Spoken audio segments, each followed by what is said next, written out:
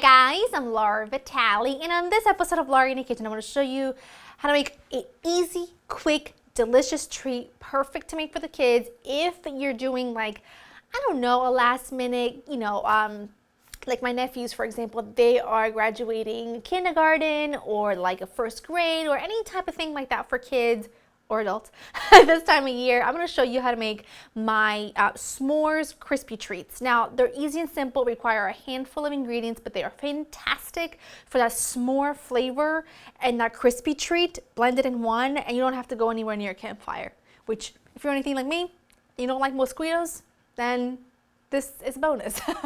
All right, let me run you through the list of ingredients because it's so short.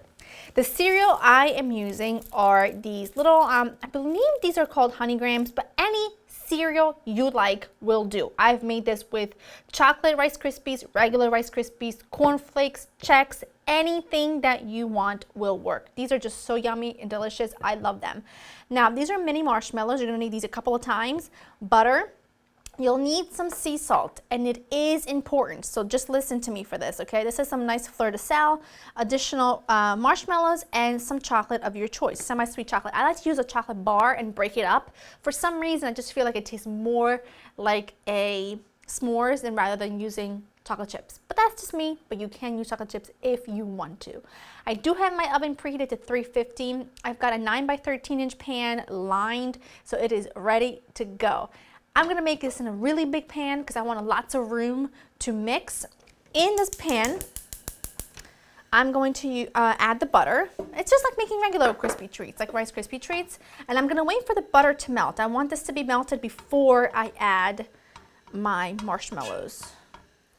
That's good enough. I'm going to add all of my mini marshmallows.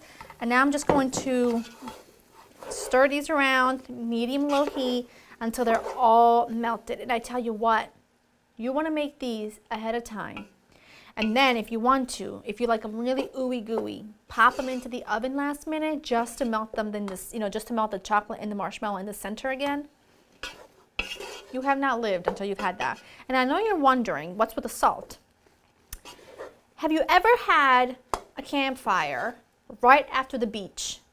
Have you ever made s'mores right after you've come back from the beach where you're still salty from head to toe and you go to eat it and your fingers just kind of happen to lick your fingers along with the s'mores and the saltiness from the water still lingers on your fingers?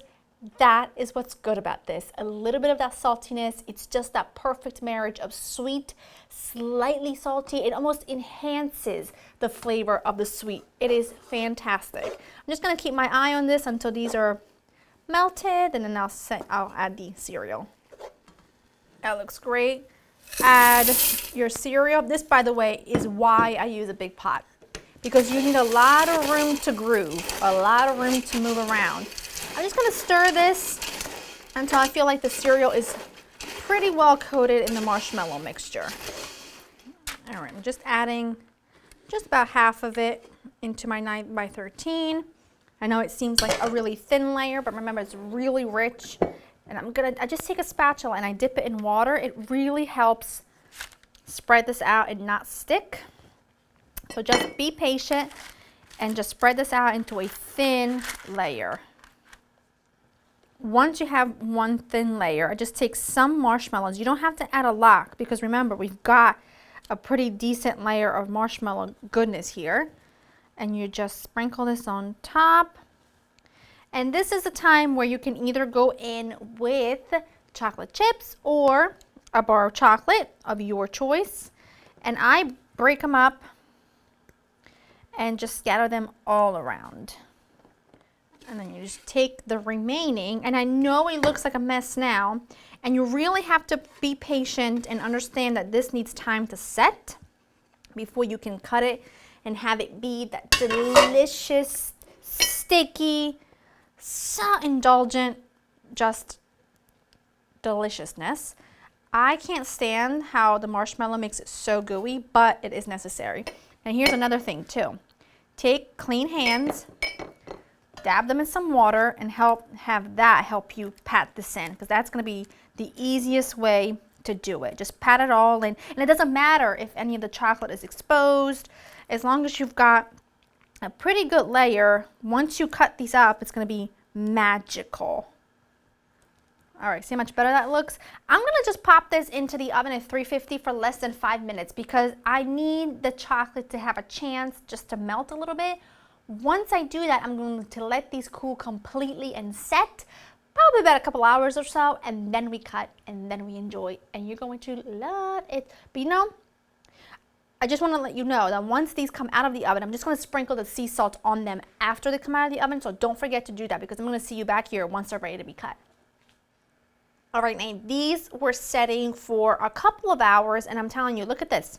Just want you to see the chocolate. You see how it's kind of soft like that? That's what's so great about using an actual bar of chocolate versus chocolate chips. It still gives you that squidgy texture. I'm gonna cut one out because I'm gonna cut the rest of them once you're gone. Oh, look at those. And when they came out of the oven, because remember, they only went in there for a couple of minutes, long enough to melt the chocolate, I sprinkled them with some sea salt. And it is so important that you do that because otherwise everything together is so sweet. There's nothing to kind of cut that sweetness and make everything shine. And that's where the salt comes in, which is why it's so important. But look at this.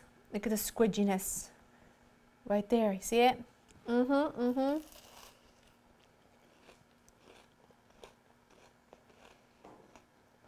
Oh yeah,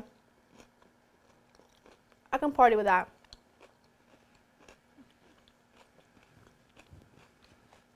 No words. Delicious, easy, a perfect summer treat, no matter what the occasion. No campfire needed. Remember, mosquitoes and I, not friends. If you're in the same boat as I am, go to laurainthekitchen.com, get the recipe, and make these inside where no one can get you. Hope you enjoyed spending time with me. I'll see you next time. Bye-bye.